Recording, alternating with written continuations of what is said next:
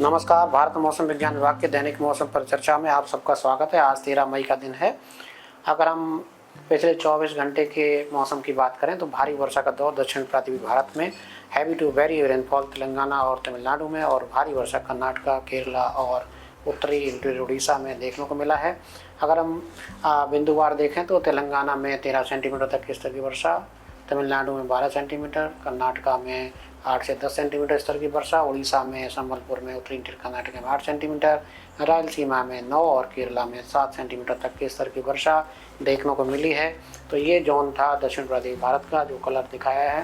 यहाँ पर भारी वर्षा थंडरस्टॉर्म के साथ पिछले 24 घंटे में दर्ज की गई।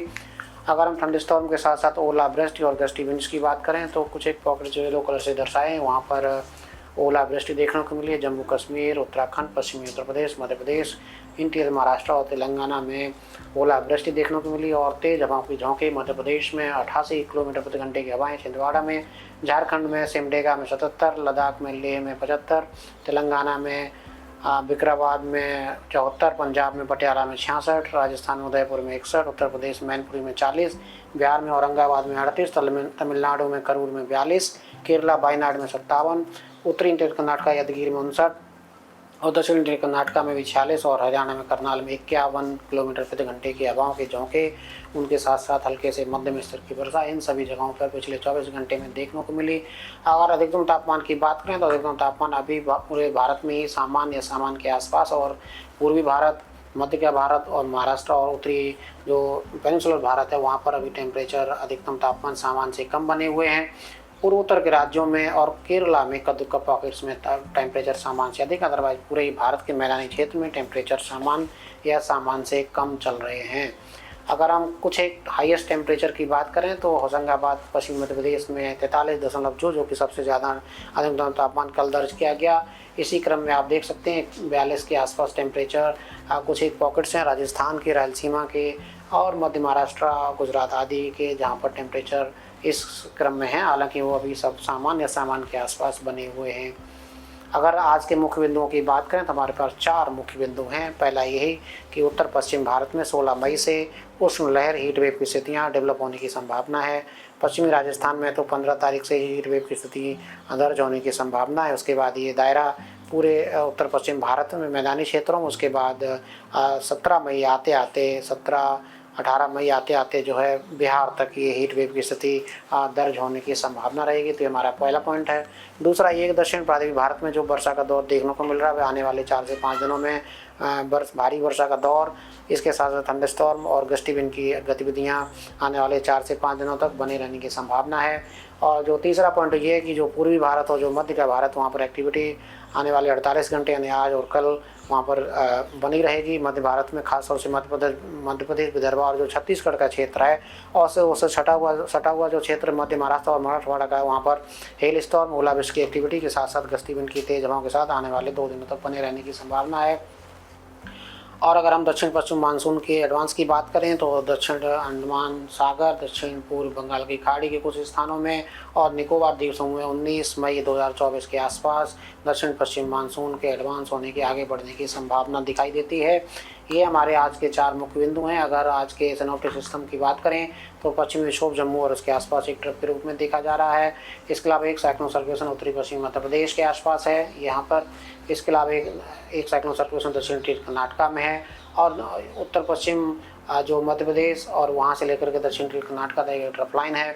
एक साइक्लोन सर्कुलेशन पूर्वी झारखंड में, एक साइक्लोन उत्तरी पूर्वी आसाम में, एक कोमरिन का जो क्षेत्र है डीप सी में, वहाँ पर एक साइक्लोन सर्कुलेशन है और एक दक्षिण पूर्वी बंगाल की खाड़ी है, उससे सटा हुआ जो पूर्व मध्य का बंगाल की खाड़ी है, वहाँ एक साइक्लोन सर्कुलेशन है। इन सब के प्रभाव में आप देख सकते हैं दक्षिण पूर्वी बंगाल की खाड़ी, अंडमान निकोबार आइलैंड के पास अच्छी खासी क्लाउडिंग है।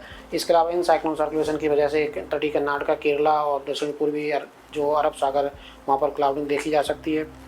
मध्य के भारत में भी खासतौर से मध्य प्रदेश, विदर्भ में भी अभी थंडरस्टॉर्म की एक्टिविटी जारी है। वहाँ पर एक्टिविटी अभी फिलहाल दर्ज की जा रही है।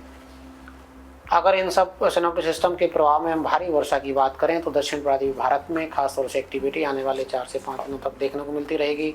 अगर आने वाली 24 घंटे की बात करें तो सर्वमालम वेस्ट बंगाल और सिक्किम के क्षेत्र में भारी वर्षा, एका दुक्का पॉकेट्स में उड़ीसा के साथ साथ तटीय आंध्र प्रदेश, कर्नाटका और तमिलनाडु केरला में भारी वर्षा का दौर देखने को मिल सकता है। अगर हम 14 तारीख की बात करें तो खासतौर से महाराष्ट्र में, इसके अलावा कर्नाटका में और तमिलनाडु केरला में भारी वर्षा 14 तारीख को भी देखने को मिल सकती है।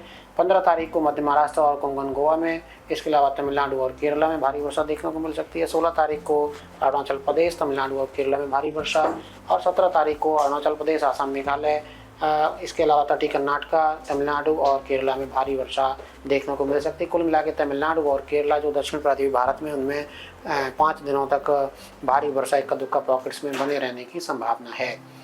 अगर हम थंडरस्टॉर्म की गतिविधि की बात करें तो आज थंडरस्टॉर्म की एक्टिविटी ओलावृष्टि के साथ तेज हवाओं के झोंके 60 से 70 किलोमीटर प्रति घंटा की हवाओं के साथ मध्य प्रदेश और विदर्भ में, गस्ती विंड की एक्टिविटी पूर्वी भारत और जो छत्तीसगढ़ का क्षेत्र वहाँ पर भी, इसके अलावा दक्षिण पूर्वी भारत, तमिलनाडु, केरला, कर्नाटका, तेलंगाना, तटीय आंध्र प्रदेश, वहाँ पर भी थंडरस्टॉर्म के साथ गस्ती विंड की एक्टिविटी आज देखने को मिल सकती है।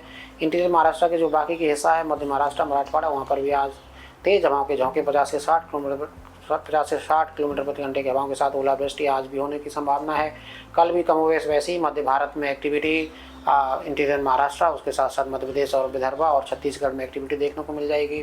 15 तारीख को भी ओलावृष्टि मध्य प्रदेश में बने रहने की संभावना है। 16 और 17 तारीख को ओलावृष्टि की कोई संभावना नहीं है। जहाँ तक धूल भरी आंधी का सवाल है तो आज राजस्थान और उत्तर प्रदेश में धूल भरी आंधी शाम के समय पर आने की संभावना रहेगी। और 6 फुट वर्षा, अगर हम वर्षा की बात करें, अगर हम बात करें तो ये जो क्षेत्र हैं आप देख सकते हैं, भारत के ज़्यादातर हिस्सों में आज हल्की वर्षा और मुख्य वर्षा दक्षिण पूर्वी भारत, इसके सटा हुआ मध्य का भारत और पूर्वोत्तर के राज्यों में वर्षा होने की संभावना है। हालांकि थंडरस्टॉर्म की एक्टिविटी, जैसे कि हम बता रहे थे, राजस्थान और उत्तर प्रदेश में धूल भरी आंधी के साथ थंडरस्टॉर्म की एक्टिविटी देखने को मिल सकती है। और पश्चिमी हिमालयी क्षेत्र, जम्मू कश्मीर, हिमाचल प्रदेश, उत्तराखंड में भी आज वर्षा का दौर देखने को मिल सकता है। हालांकि हरियाणा में भी हल्की वर्षा होने की संभावना दिखाई देती है। अगर हम 14 तारीख की बात करें तो कमोवेश वैसी स्थिति। कुल मिलाकर हम ये बोल सकते हैं दक्षिण पूर्वी भारत और पूर्वोत्तर के राज्यों में scatter to fairly widespread activity हो सकती है। अगर हम हीट वेव की बात करें तो जैसा कि हम बता रहे थे, पश्चिमी राजस्थान से हीट वेव की स्थितियाँ शुरुआत होंगी। 16 तारीख को ये इसका दायरा और बढ़ेगा राजस्थान, पंजाब, हरियाणा, उत्तर प्रदेश तक। और 17 तारीख को हीट वेव कुछ स्थानों पर पश्चिमी राजस्थान में, इसके अलावा पंजाब, हरियाणा, पूर्वी राजस्थान, उत्तर प्रदेश और बिहार तक ये एक्टिविटी दर्ज होने की संभावना है। तो आज के लिए, अभी के लिए बस इतना ही। कल फिर हाजिर होंगे, तब तक के लिए नमस्कार, जय हिंद, जय भारत।